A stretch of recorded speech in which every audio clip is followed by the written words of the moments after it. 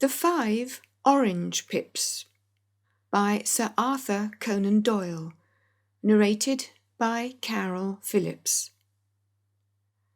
When I glance over my notes and records of the Sherlock Holmes cases between the years 82 and 90, I am faced by so many which present strange and interesting features that it is no easy matter to know which to choose and which to leave. Some, however, have already gained publicity through the papers, and others have not offered a field for those peculiar qualities which my friend possessed in so high a degree, and which it is the object of these papers to illustrate. Some, too, have baffled his analytical skill, and would be, as narratives, beginnings without an ending, while others have been but partially cleared up, and have their explanations founded rather upon conjecture and surmise than on that absolute logical proof which was so dear to him. There is, however, one of these last, which was so remarkable in its details and so startling in its results that I am tempted to give some account of it, in spite of the fact that there are points in connection with it which never have been, and probably never will be, entirely cleared up. The year 87 furnished us with a long series of cases of greater or less interest, of which I retain the records. Among my headings under this one 12 months, I find an account of the adventure of the Paradol Chamber, of the Amateur Mendicant Society, who held a luxurious club in the lower vault of a furniture warehouse, of the facts connected with the loss of the British bark Sophie Anderson, of the singular adventures of the Grice Pattersons in the island of Uffa, and finally of the Camberwell poisoning case. In the latter, as may be remembered, Sherlock Holmes was able, by winding up the dead man's watch, to prove that it had been wound up 2 hours before, and that therefore the deceased had gone to bed within that time, a deduction which was of the greatest importance in clearing up the case. All these I may sketch out at some future date, but none of them present such regular features as the strange train of circumstances which I have now taken up my pen to describe. It was in the latter days of September, and the equinoctial gales had set in with exceptional violence. All day the wind had screamed and the rain had beaten against the windows, so that even here, in the heart of great handmade London, we were forced to raise our minds for the instant from the routine of life, and to recognize the presence of those great elemental forces which shriek at mankind through the bars of his civilization like untamed beasts in a cage. As evening drew in, the storm grew higher and louder, and the wind cried and sobbed like a child in the chimney. Sherlock Holmes sat moodily at one side of the fireplace, cross-indexing his records of crime, while I, at the other, was deep in one of Clark Russell's fine sea stories, until the howl of the gale, from without, seemed to blend with the text, and the splash of the rain to lengthen out into the long swash of the sea waves. My wife was on a visit to her mother's, and for a few days I was a dweller once more in my old quarters at Baker Street. "Why," said I, glancing up at my companion, "that was surely the bell. Who could come tonight? Some friend of yours, perhaps?" "Except yourself, I have none," he answered. "I do not encourage visitors." "A client, then?" "If so, it is a serious case. Nothing less would bring a man out on such a day and at such an hour. But I take it that he is more likely to be some crony of the landlady's. Sherlock Holmes was wrong in his conjecture, however, for there came a step in the passage and a tapping at the door. He stretched out his long arm to turn the lamp away from himself and towards the vacant chair upon which a newcomer must sit. "Come in," said he. The man who entered was young, some 22 at the outside, well groomed and trimly clad, with something of refinement and delicacy in his bearing. The streaming umbrella which he held in his hand, and his long shining waterproof, told of the fierce weather through which he had come. He looked about him anxiously in the glare of the lamp, and I could see that his face was pale and his eyes heavy, like those of a man who is weighed down with some great anxiety. "I owe you an apology," he said, raising his golden pince-nez to his eyes. "I trust that I am not intruding. I fear that I have brought some traces of the storm and rain into your snug chamber." "Give me your coat and umbrella," said Holmes. "They may rest here on the hook, and will be dry presently. You have come up from the southwest, I see." "Yes, from Horsham." "That clay and chalk mixture which I see upon your toe-caps is quite distinctive." "I have come for advice." "That is easily got." "And help." "That is not always so easy." "I have heard of you, Mr. Holmes. I heard from Major Prendergast how you saved him in the Tankerville Club scandal." "Ah, of course. He was wrongfully accused of cheating at cards." "He said that you could solve anything." "He said too much." "That you are never beaten." "I have been beaten 4 times. 3 times by men, and once by a woman." "But what is that compared with the number of your successes?" "It is true that I have been generally successful." "Then you may be so with me." "I beg that you will draw your chair up to the fire and favour me with some details as to your case." "It is no ordinary one." "None of those which come to me are. I am the last court of appeal. And yet I question, sir, whether, in all your experience, you have ever listened to a more mysterious and inexplicable chain of events than those which have happened in my own family." "You fill me with interest," said Holmes. "Pray give us the essential facts from the commencement, and I can afterwards question you as to those details which seem to me to be most important." The young man pulled his chair up and pushed his wet feet out towards the blaze. "My name," said he, "is John Openshaw, but my own affairs have, as far as I can understand, little to do with this awful business. It is a hereditary matter, so in order to give you an idea of the facts, I must go back to the commencement of the affair. You must know that my grandfather had 2 sons, my uncle Elias and my father Joseph. My father had a small factory at Coventry, which he enlarged at the time of the invention of bicycling. He was a patentee of the Openshaw unbreakable tyre, and his business met with such success that he was able to sell it and to retire upon a handsome competence. My uncle Elias emigrated to America when he was a young man and became a planter in Florida, where he was reported to have done very well.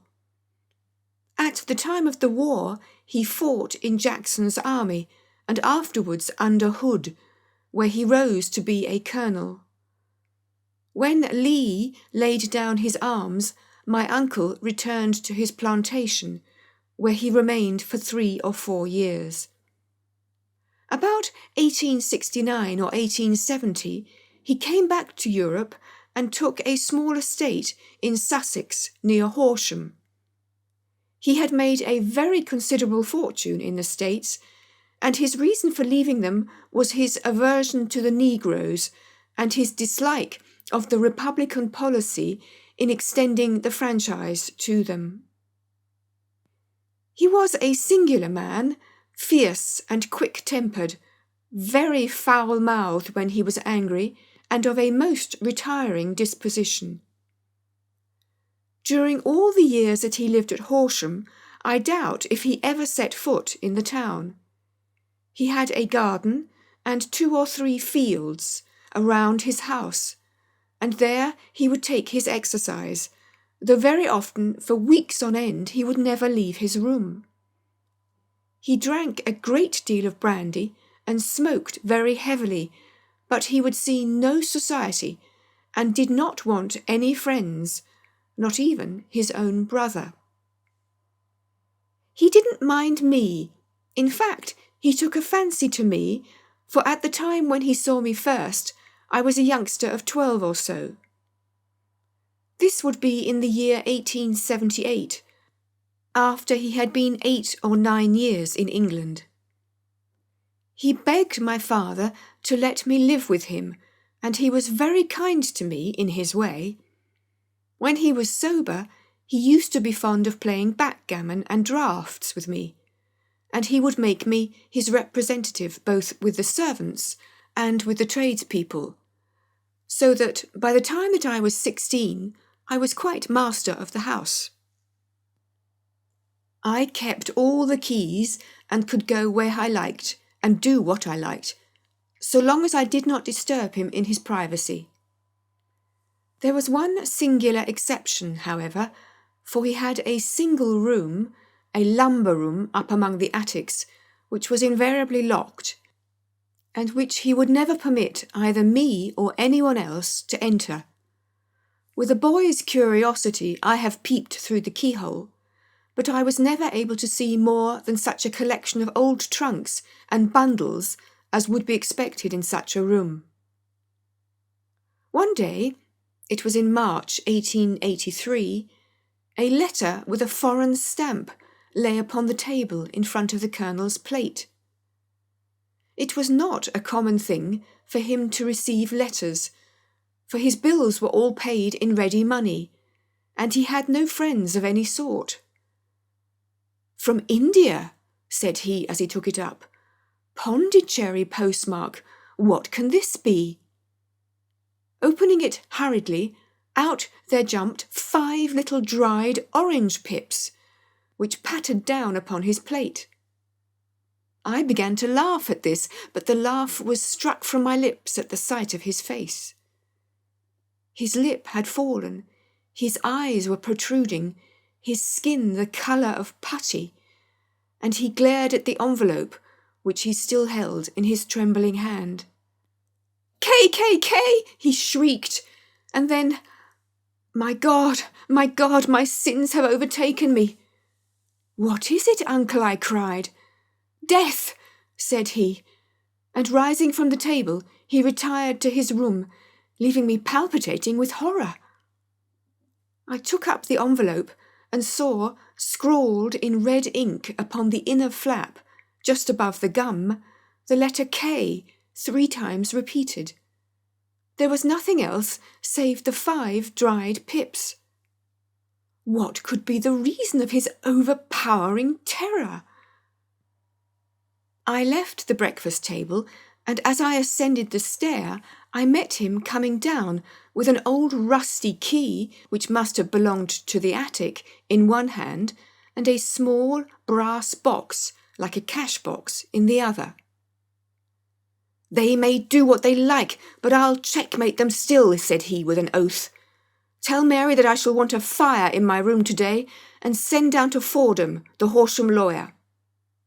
I did as he ordered, and when the lawyer arrived, I was asked to step up to the room. The fire was burning brightly, and in the grate there was a mass of black, fluffy ashes, as of burned paper, while the brass box stood open and empty beside it.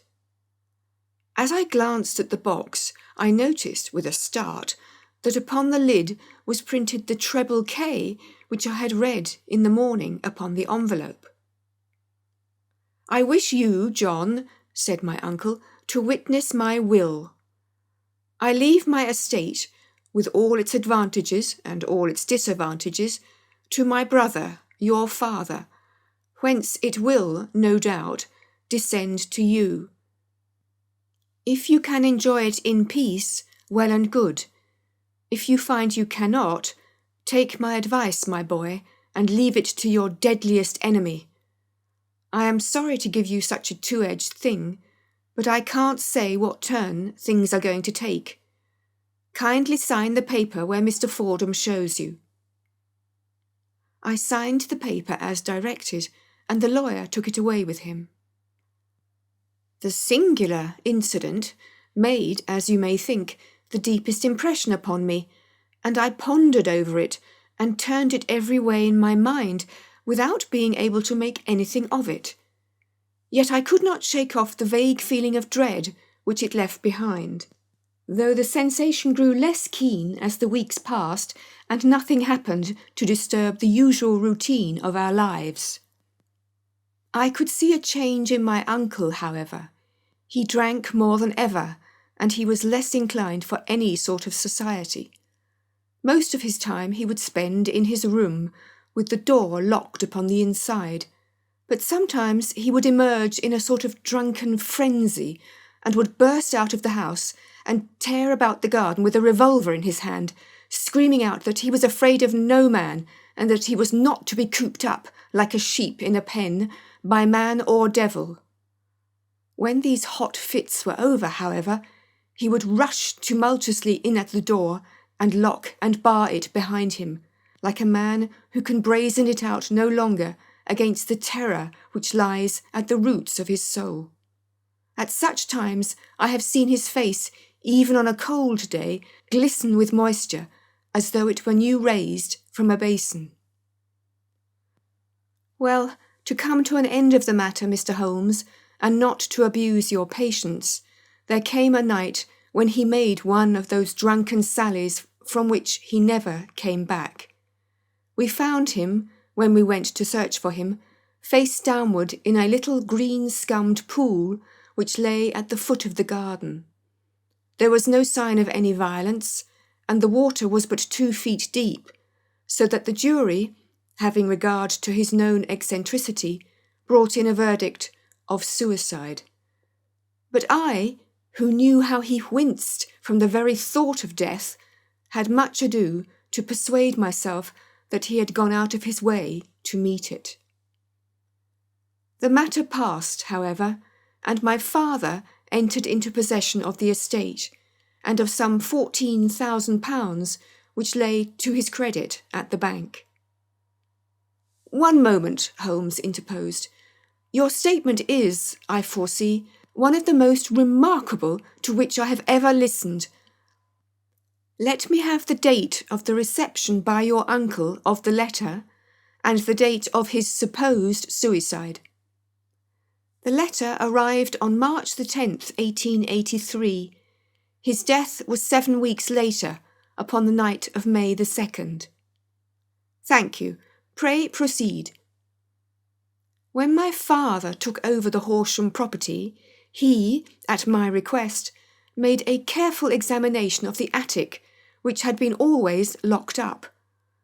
We found the brass box there, although its contents had been destroyed. On the inside of the cover was a paper label with the initials of KKK repeated upon it, and letters, memoranda, receipts, and a register written beneath. These, we presume, indicated the nature of the papers which had been destroyed by Colonel Openshaw.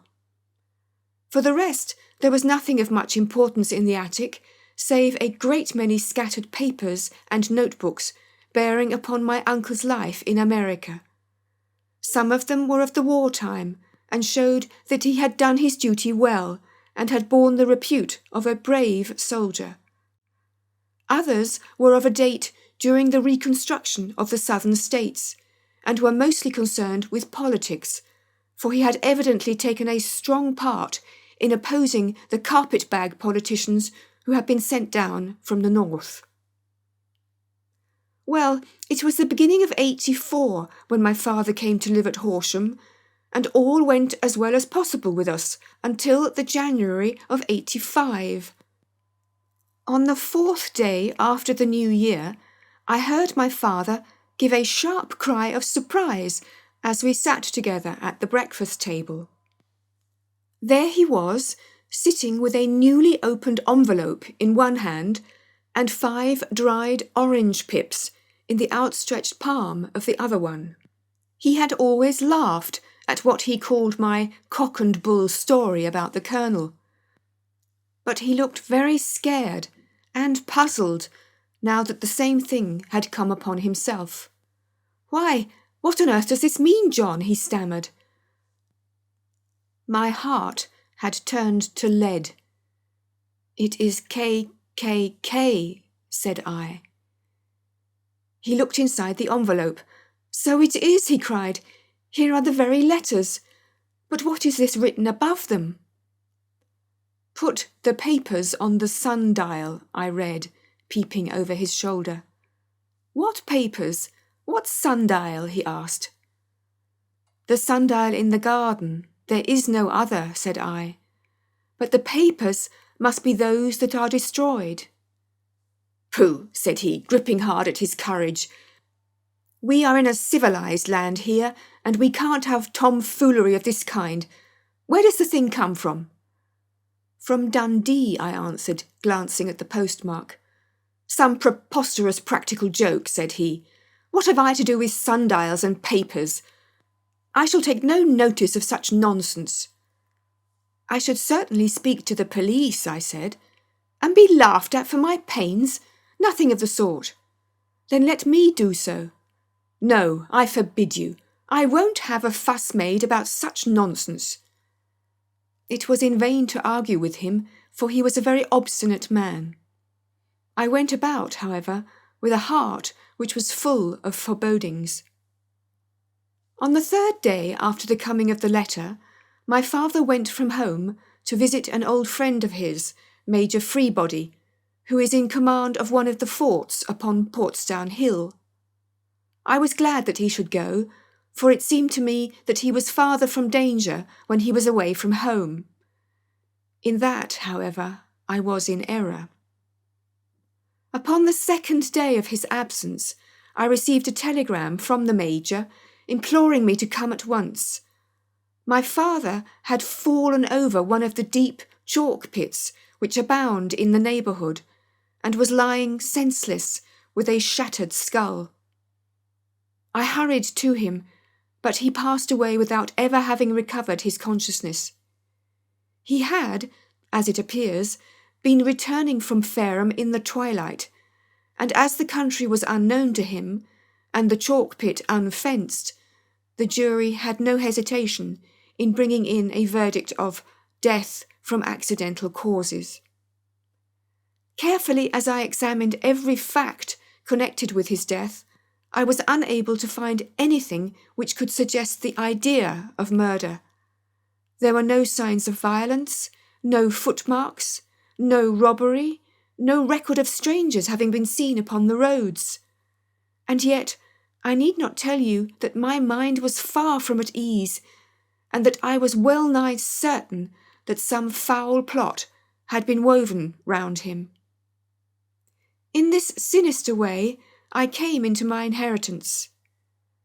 You will ask me why I did not dispose of it. I answer, because I was well convinced that our troubles were in some way dependent upon an incident in my uncle's life, and that the danger would be as pressing in one house as in another. It was in January 85 that my poor father met his end, and 2 years and 8 months have elapsed since then. During that time I have lived happily at Horsham, and I had begun to hope that this curse had passed away from the family, and that it had ended with the last generation. I had begun to take comfort too soon, however. Yesterday morning the blow fell in the very shape in which it had come upon my father. The young man took from his waistcoat a crumpled envelope, and turning to the table, he shook out upon it 5 little dried orange pips. "This is the envelope," he continued. "The postmark is London, Eastern Division. Within are the very words which were upon my father's last message.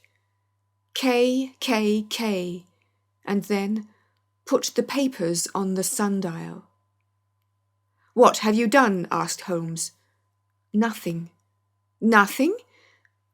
"To tell the truth," he sank his face into his thin white hands, "I have felt helpless. I have felt like one of those poor rabbits when the snake is writhing towards it.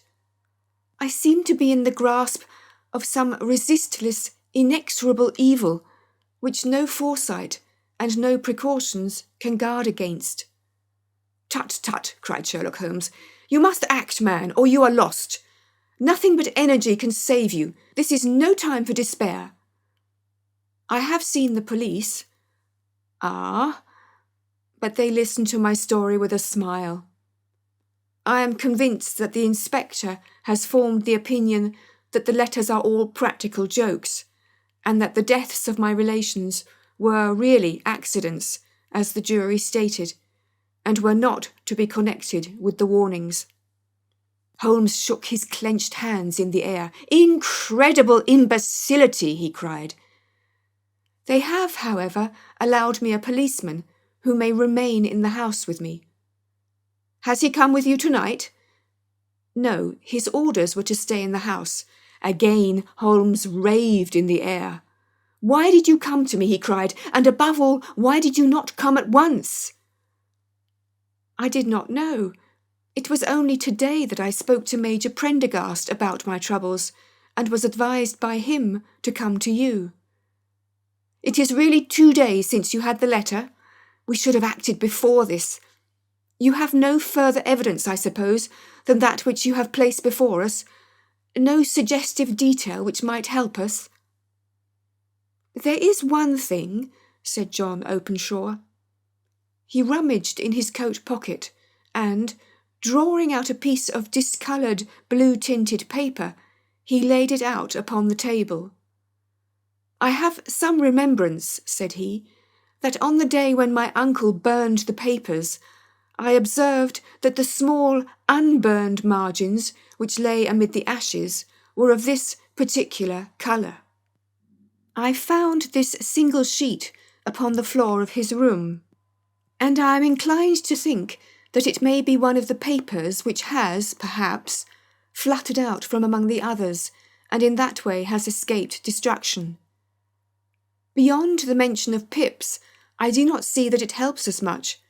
I think myself that it is a page from some private diary. The writing is undoubtedly my uncle's." Holmes moved the lamp, and we both bent over the sheet of paper, which showed by its ragged edge that it had indeed been torn from a book. It was headed March 1869, and beneath were the following enigmatical notices. 4th, Hudson came, same old platform. 7th, set the pips on Macaulay, Paramore, and John Swain of St. Augustine. 9th, Macaulay cleared. 10th, John Swain cleared. 12th, visited Paramore. All well. "Thank you," said Holmes, folding up the paper and returning it to our visitor. "And now you must on no account lose another instant. We cannot spare time even to discuss what you have told me. You must get home instantly and act." "What shall I do? There is but one thing to do. It must be done at once. You must put this piece of paper, which you have shown us, into the brass box which you have described. You must also put in a note to say that all the other papers were burned by your uncle, and that this is the only one which remains. You must assert that in such words as will carry conviction with them. Having done this, you must at once put the box out upon the sundial, as directed. Do you understand? Entirely. Do not think of revenge or anything of the sort at present. I think that we may gain that by means of the law. But we have our web to weave, while theirs is already woven. The first consideration is to remove the pressing danger which threatens you. The second is to clear up the mystery and to punish the guilty parties. I thank you, said the young man, rising and pulling on his overcoat. You have given me fresh life and hope. I shall certainly do as you advise. Do not lose an instant, and above all, take care of yourself in the meanwhile, for I do not think that there can be a doubt that you are threatened by a very real and imminent danger. How do you go back? By train from Waterloo. It is not yet 9. The streets will be crowded, so I trust that you may be in safety. And yet you cannot guard yourself too closely. I am armed. That is well. Tomorrow I shall set to work upon your case. I shall see you at Horsham then? No, your secret lies in London. It is here that I shall seek it. Then I shall call upon you in a day or in 2 days with news as to the box and the papers. I shall take your advice in every particular. He shook hands with us and took his leave. Outside, the wind still screamed, and the rain splashed and pattered against the windows. This strange, wild story seemed to have come to us from amid the mad elements, blown in upon us like a sheet of seaweed in a gale, and now to have been reabsorbed by them once more. Sherlock Holmes sat for some time in silence, with his head sunk forward and his eyes bent upon the red glow of the fire. Then he lit his pipe and, leaning back in his chair, he watched the blue smoke rings as they chased each other up to the ceiling. I think, Watson, he remarked at last, that of all our cases we have had none more fantastic than this. Save perhaps the sign of 4. Well, yes, save that, perhaps. And yet this John Openshaw seems to me to be walking amid even greater perils than did the Sholtos.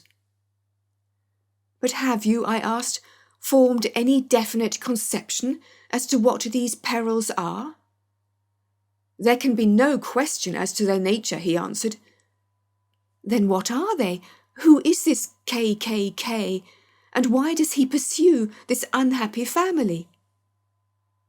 Sherlock Holmes closed his eyes and placed his elbows upon the arms of his chair, with his fingertips together. The ideal reasoner, he remarked, would, when he had once been shown a single fact in all its bearings, deduce from it not only all the chain of events which led up to it, but also all the results which would follow from it. As Cuvier could correctly describe a whole animal by the contemplation of a single bone, so the observer who has thoroughly understood one link in a series of incidents should be able to accurately state all the other ones, both before and after. We have not yet grasped the results which the reason alone can attain to. Problems may be solved in the study, which have baffled all those who have sought a solution by the aid of their senses. To carry the art, however, to its highest pitch, it is necessary that the reasoner should be able to utilize all the facts which have come to his knowledge. And this in itself implies, as you will readily see, a possession of all knowledge, which, even in these days of free education and encyclopedias, is a somewhat rare accomplishment. It is not so impossible, however, that a man should possess all knowledge which is likely to be useful to him in his work, and this I have endeavoured in my case to do. If I remember rightly, You, on one occasion, in the early days of our friendship, defined my limits in a very precise fashion." "Yes," I answered, laughing. "It was a singular document. Philosophy, astronomy, and politics were marked at 0, I remember. Botany, variable. Geology, profound as regards the mudstains from any region within 50 miles of town. Chemistry, eccentric. Anatomy, unsystematic. Sensational literature and crime records, unique. Violin player, boxer, swordsman, lawyer, and self-poisoner by cocaine and tobacco. Those, I think, were the main points of my analysis." Holmes grinned at the last item. "Well," he said, "I say now, as I said then, that a man should keep his little brain attic stocked with all the furniture that he is likely to use, and the rest he can put away in the lumber room of his library, where he can get it if he wants it. Now, for such a case as the one which has been submitted to us tonight, we need certainly to muster all our resources. Kindly hand me down the letter K of the American Encyclopedia, which stands upon the shelf beside you. Thank you. Now, let us consider the situation and see what may be deduced from it. In the first place, we may start with a strong presumption that Colonel Openshaw had some very strong reason for leaving America. Men at his time of life do not change all their habits and exchange willingly the charming climate of Florida for the lonely life of an English provincial town. His extreme love of solitude in England suggests the idea that he was in fear of someone or something, so we may assume as a working hypothesis that it was fear of someone or something which drove him from America. As to what it was he feared, we can only deduce that by considering the formidable letters which were received by himself and his successors. Did you remark the postmarks of those letters? The first was from Pondicherry, the second from Dundee, and the third from London. From East London. What do you deduce from that? They are all seaports. That the writer was on board of a ship. Excellent. We have already a clue. There can be no doubt that the probability, the strong probability, is that the writer was on board of a ship. And now let us consider another point. In the case of Pondicherry, 7 weeks elapsed between the threat and its fulfilment. In Dundee, it was only some 3 or 4 days. Does that suggest anything? A greater distance to travel. But the letter had also a greater distance to come. Then I do not see the point. There is at least a presumption that the vessel in which the man or men are is a sailing ship. It looks as if they always send their singular warning or token before them when starting upon their mission. You see how quickly the deed followed the sign when it came from Dundee. If they had come from Pondicherry in a steamer, they would have arrived almost as soon as their letter. But, as a matter of fact, 7 weeks elapsed. I think that those 7 weeks represented the difference between the mail boat which brought the letter and the sailing vessel which brought the writer. It is possible. More than that, it is probable. And now you see the deadly urgency of this new case, and why I urged young Openshaw to caution. The blow has always fallen at the end of the time which it would take the senders to travel the distance. But this one comes from London, and therefore we cannot count upon delay. Good God, I cried, what can it mean, this relentless persecution? The papers which Openshaw carried are obviously of vital importance to the person or persons in the sailing ship. I think that it is quite clear that there must be more than one of them, A single man could not have carried out 2 deaths in such a way as to deceive a coroner's jury. There must have been several in it, and they must have been men of resource and determination. Their papers they mean to have, be the holder of them who it may. In this way, you see, KKK ceases to be the initials of an individual and becomes the badge of a society. But of what society? Have you never, said Sherlock Holmes, bending forward and sinking his voice, have you never heard of the Ku Klux Klan? I never have. Holmes turned over the leaves of the book upon his knee. Here it is, said he presently. Ku Klux Klan. A name derived from the fanciful resemblance to the sound produced by cocking a rifle. This terrible secret society was formed by some ex-Confederate soldiers in the southern states after the Civil War, and it rapidly formed local branches in different parts of the country, notably in Tennessee, Louisiana, the Carolinas, Georgia, and Florida. Its power was used for political purposes, principally for the terrorizing of the Negro voters and the murdering and driving from the country of those who were opposed to its views. Its outrages were usually preceded by a warning sent to the marked man in some fantastic but generally recognized shape. A sprig of oak leaves in some parts, melon seeds, or orange pips in others. On receiving this, the victim might either openly abjure his former ways, or might fly from the country. If he braved the matter out, death would unfailingly come upon him, and usually in some strange and unforeseen manner. So perfect was the organization of the society, and so systematic in its methods, that there is hardly a case upon record where any man succeeded in braving it with impunity, or in which any of its outrages were traced home to the perpetrators. For some years the organization flourished in spite of the efforts of the United States government and of the better classes of the community in the South. Eventually, in the year 1869, the movement rather suddenly collapsed, although there have been sporadic outbreaks of the same sort since that date.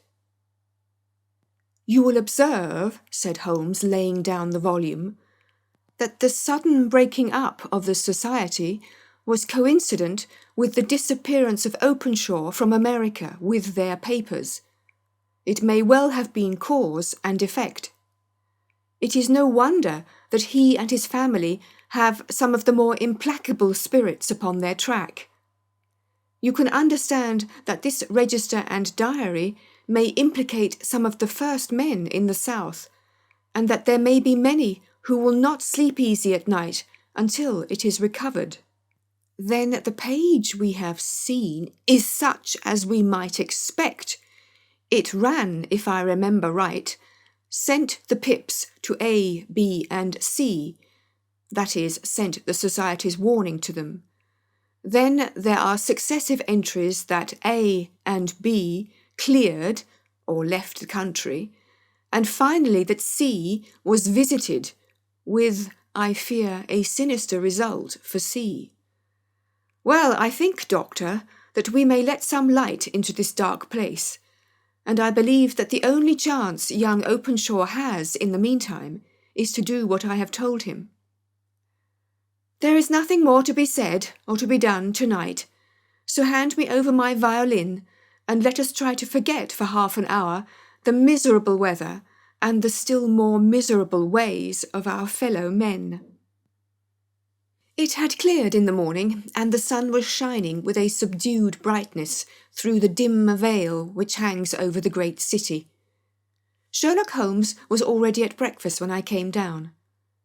"You will excuse me for not waiting for you," said he, I have, I foresee, a very busy day before me in looking into this case of young Openshaw's. What steps will you take? I asked. It will very much depend upon the results of my first inquiries. I may have to go down to Horsham after all. You will not go there first? No, I shall commence with the city. Just ring the bell and the maid will bring you up your coffee. As I waited, I lifted the unopened newspaper from the table and glanced my eye over it. It rested upon a heading which sent a chill to my heart. "Holmes," I cried, "you are too late." "Ah," said he, laying down his cup. "I feared as much. How was it done?" He spoke calmly, but I could see that he was deeply moved. My eye caught the name of Openshaw and the heading, "Tragedy near Waterloo Bridge." Here is the account. Between 9 and 10 last night, Police Constable Cook, of the H Division, on duty near Waterloo Bridge, heard a cry for help and a splash in the water. The night, however, was extremely dark and stormy, so that, in spite of the help of several passers-by, it was quite impossible to effect a rescue. The alarm, however, was given, and, by the aid of the water police, the body was eventually recovered. It proved to be that of a young gentleman whose name, as it appears from an envelope which was found in his pocket, was John Openshaw, and whose residence is near Horsham. It is conjectured that he may have been hurrying down to catch the last train from Waterloo Station, and that in his haste and the extreme darkness he missed his path and walked over the edge of one of the small landing places for river steamboats.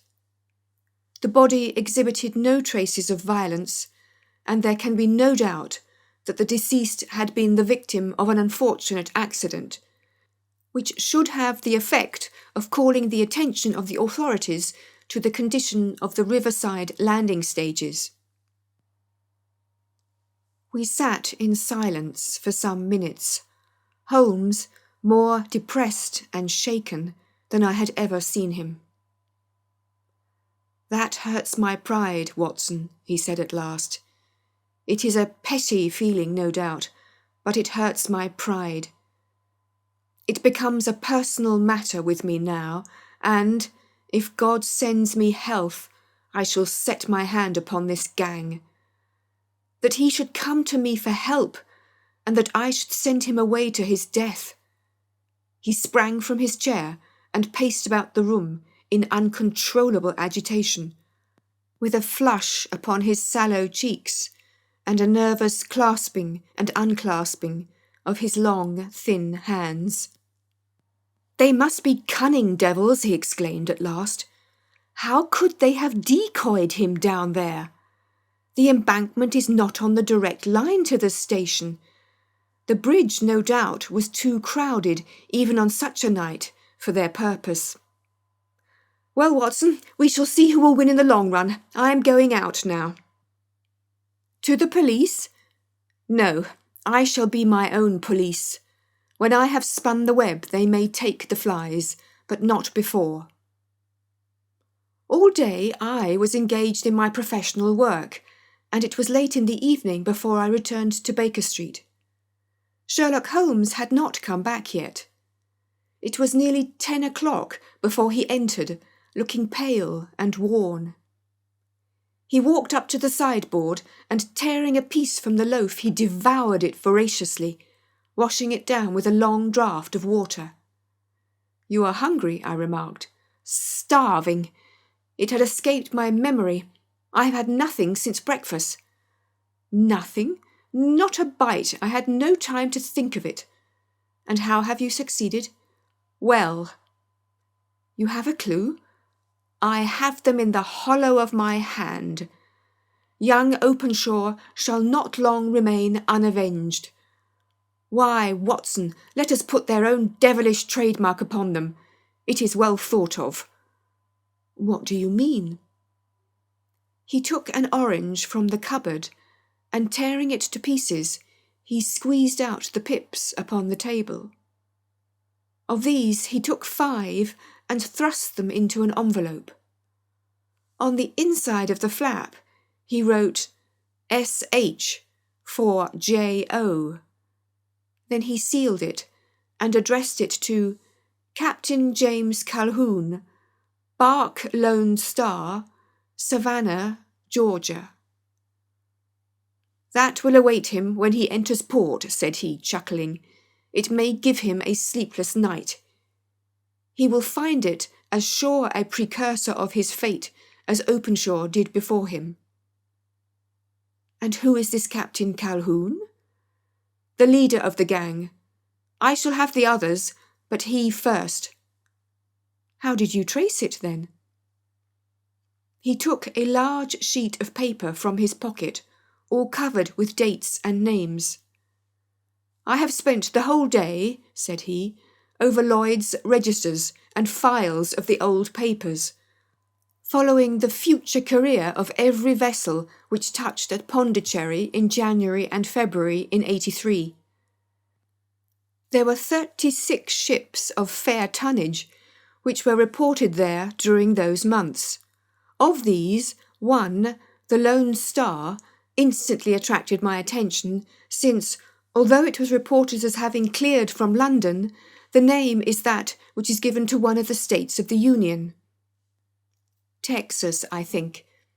I was not and am not sure which, but I knew that the ship must have an American origin. What then?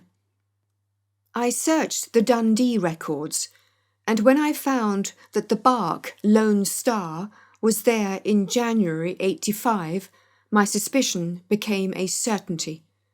I then inquired as to the vessels which lay at present in the port of London. Yes? The Lone Star had arrived here last week. I went down to the Albert Dock and found that she had been taken down the river by the early tide this morning, homeward bound to Savannah. I wired to Gravesend and learnt that she had passed some time ago, and as the wind is easterly, I have no doubt that she is now past the Goodwins and not very far from the Isle of Wight. What will you do then? Oh, I have my hand upon him. He and the 2 mates are, as I learn, the only native-born Americans in the ship. The others are Finns and Germans. I know, also, that they were all 3 away from the ship last night. I had it from the stevedore, who has been loading their cargo.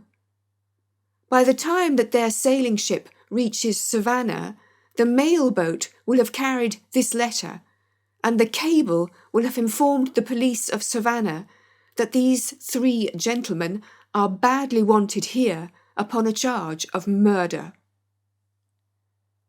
There is ever a flaw, however, in the best laid of human plans, and the murderers of John Openshaw were never to receive the orange pips, which would show them that another, as cunning and as resolute as themselves, was upon their track.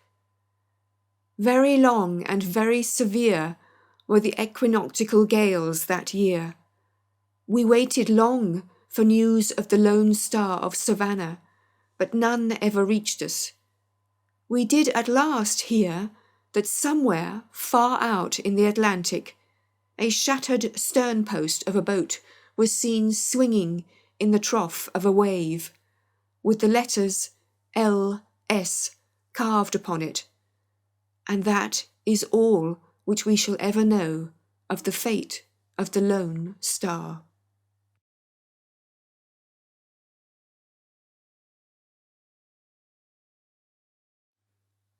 A short biography of Sir Arthur Conan Doyle, narrated by Carol Phillips.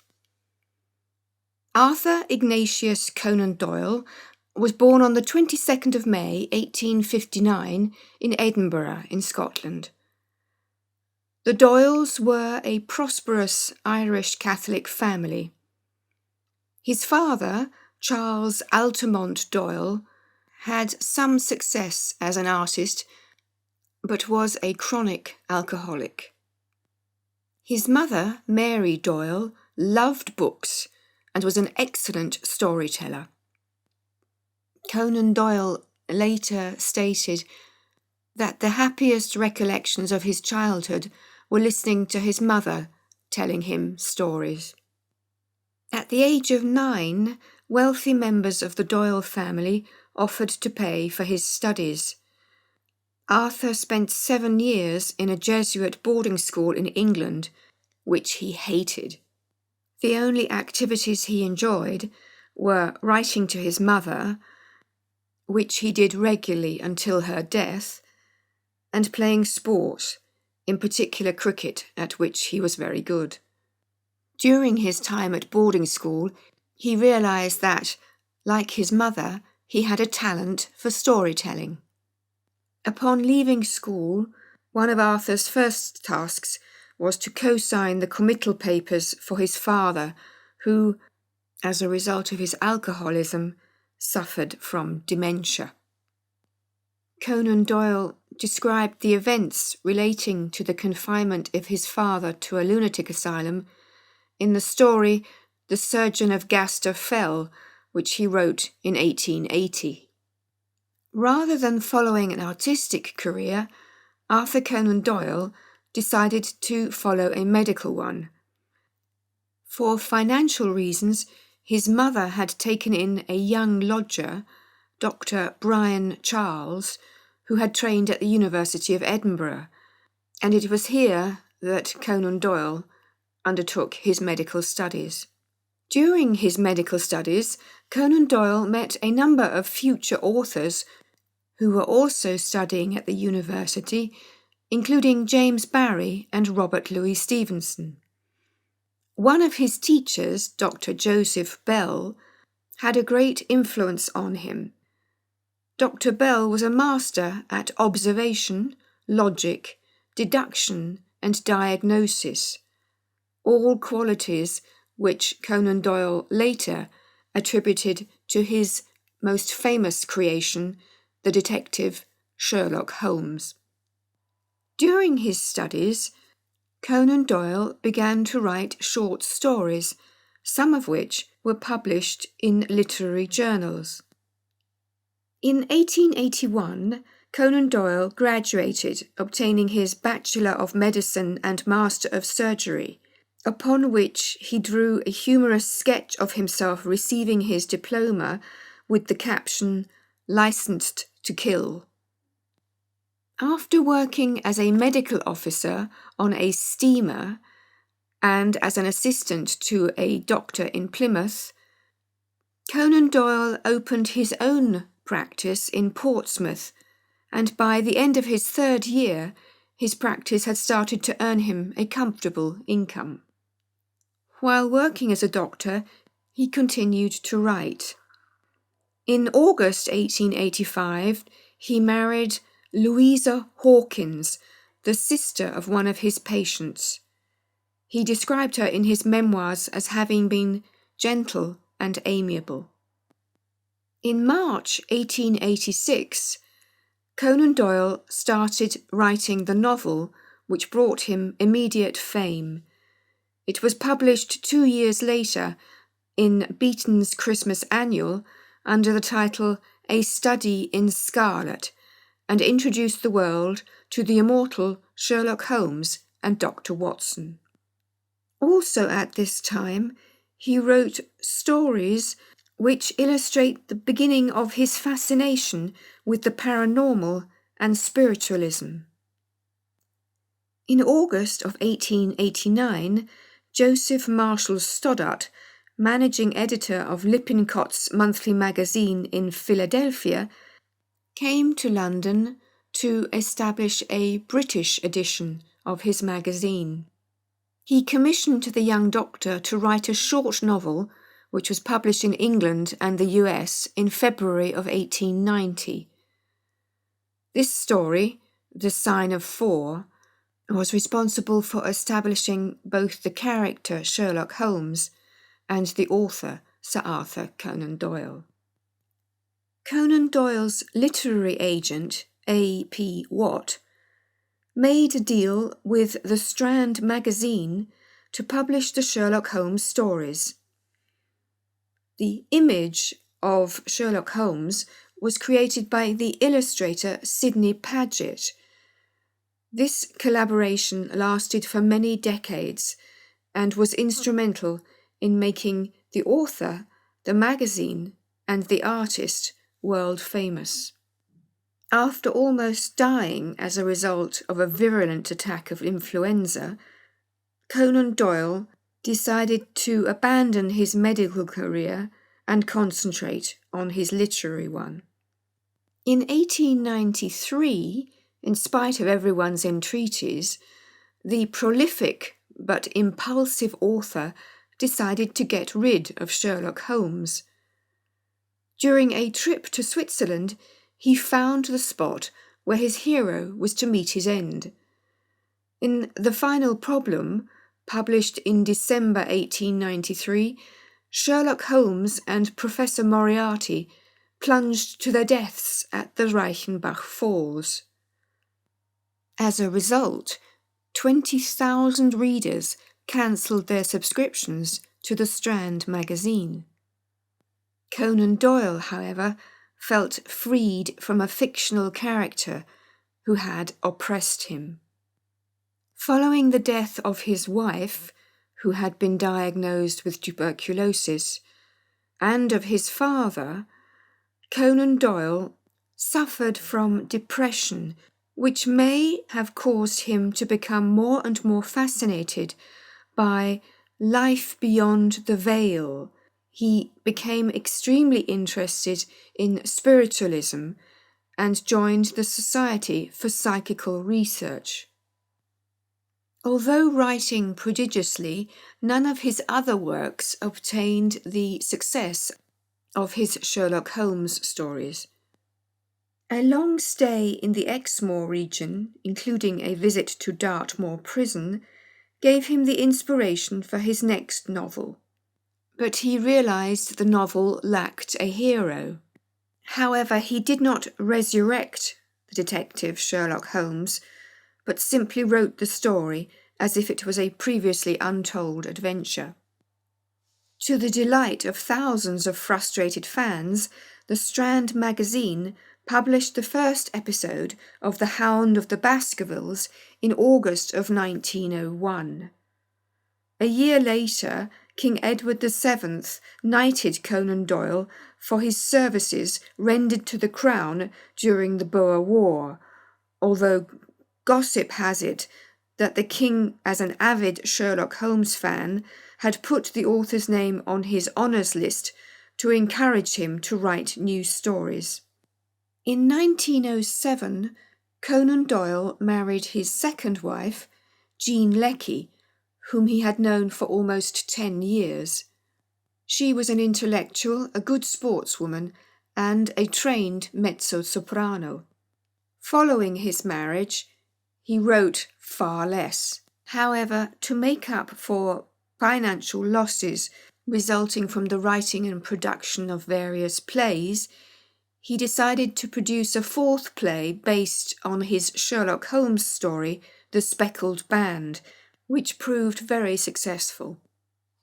The loss of his son, his brother, his 2 brothers-in-laws, and his 2 nephews in the First World War further increased his attraction to spiritualism and the occult, which was greatly mocked by the press.